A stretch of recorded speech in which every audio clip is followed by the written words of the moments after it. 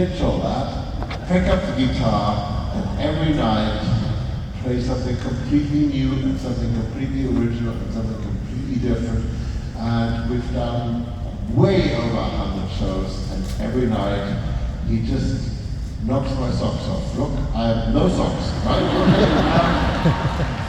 And he does it with an incredible humility. I mean, look, if he was just the greatest guitarist in the world and a complete and utter, what's the word, the English word, remember, I am German, I don't have cops. Asshole? But he's not.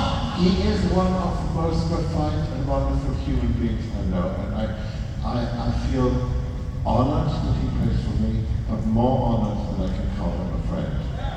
Yeah.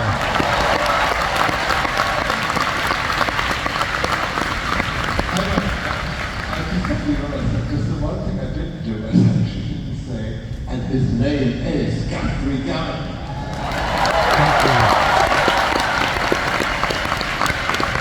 I sort of assume everybody knows, because, you know, being, I don't know, being some sort of Hollywood brat, I have some important guitar playing friends like Pete Townsend and Steve Vai, etc. And all they ever want to talk to me about is, is it true he's playing in a band? So that is rather true and rather important. And equally important is, do you guys see this yellow thing here? Yeah. Does anybody know what that is? You've lived such a comfortable life. That is what most musicians sort of have to do with when they're starting out. Actually, we all sort of have to do with it. It's called being really, really poor and having to get a job at McDonald's.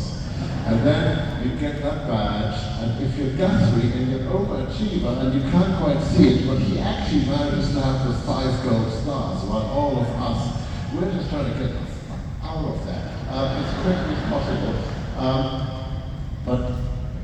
And so whatever we say about McDonald's, the one thing we can say is they do support starving musicians. I don't think there's anybody in this band who didn't start off as a starving musician. And with parents going, when are you going to get a real job? I mean, up until my mother's death, which is not that long ago, she was still going, when are you going to get a real job? So I have to disappoint all of those who want me to get a real job. I love this. I love this.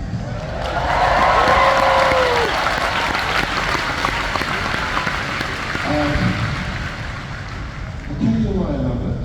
I know I'm talking much too long and I should be shutting up, but let me just tell you this because it seems important to me.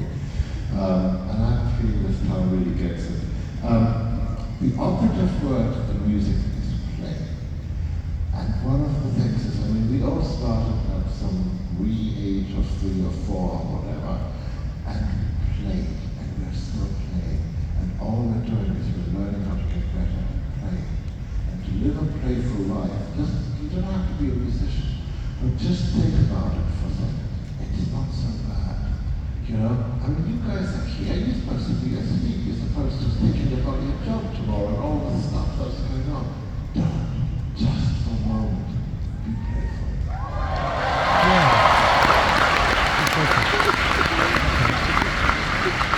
Which means, of course, I completely forgot what we're going to play next. But I have a hint seeing my friend Pedro yourself standing up there. And Pedro is in his hand is one of the beauties of music is, this is a very modest instrument. It's a pre-Christian invention, or I don't know if they used the word invention in those days. It's basically, a hollowed-out stick with a double reed at the top of it. That's called a duduk. I tried to play it once. I do enjoy it, and still on the tail of a dog. That's roughly the sound I made. So this is what what I figured out. It's to play is not just about the technique, because really honestly it's just to stick with some holes in it and grow in it. But to make a beautiful sound, you have to be a beautiful human being, and you have to have a heart that is larger than anything else. It's a heart that encompasses the world, a heart that encompasses humanity.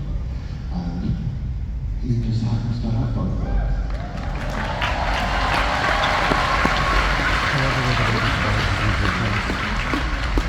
I'll shut up now and just say one word.